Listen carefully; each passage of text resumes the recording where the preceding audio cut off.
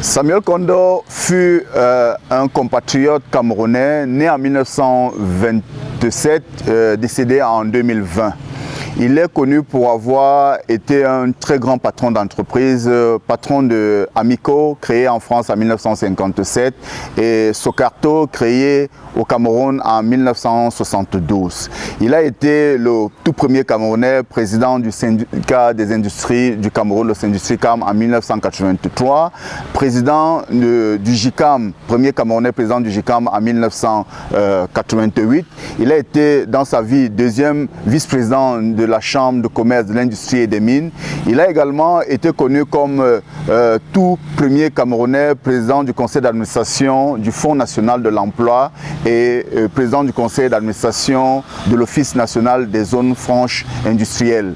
Samuel Kondo fut également connu pour ses nombreuses participations au sein des entreprises parapubliques et privées de la place.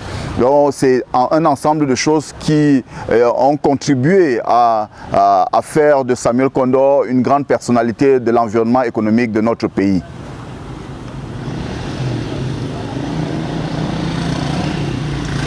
Ce qui a poussé à écrire l'ouvrage sur Samuel Kondo, c'est davantage la curiosité. Il faut se dire que dans le cadre de l'écriture de l'ouvrage sur Paul Monté, qui fut le tout premier Camerounais président de la Chambre de commerce, j'ai dû faire la connaissance d'un ensemble de Camerounais également qui ont travaillé, qui ont œuvré à la réussite économique de notre pays dans le milieu des affaires privées. Et donc c'est dans ce contexte-là que je suis tombé sur le nom Samuel Kondo et j'ai voulu creuser davantage pour en faire un article. Je me suis retrouvé en train de rédiger un ouvrage sur Samuel Kondo.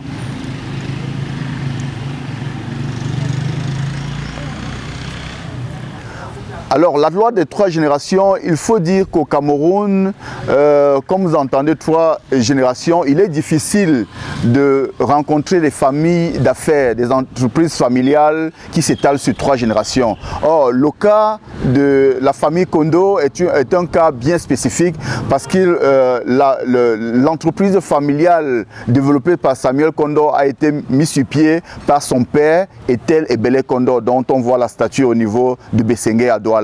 Alors, Samuel Kondo fait donc partie de la deuxième génération des Kondo à avoir développé l'entreprise familiale qu'il a d'ailleurs transmis à la troisième génération aujourd'hui, qui est portée par Samuel Kondo Njanga Ngande, qui est son fils, qui est l'actuel président du syndicat des industriels du Cameroun. Donc c'est un moment important de l'histoire économique du Cameroun que de voir une famille d'affaires qui s'étale sur trois générations.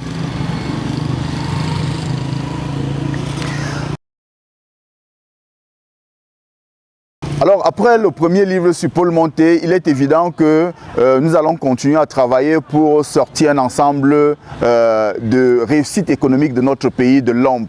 Et cela est davantage important puisqu'il faut trouver des véritables modèles à présenter aux jeunes qu'on veut aujourd'hui voir se mettre à leur propre compte et créer des entreprises. Il est important qu'on puisse ressusciter ces modèles-là, ces modèles de réussite économique pour pouvoir servir aux jeunes qui veulent réussir dans les milieux d'affaires.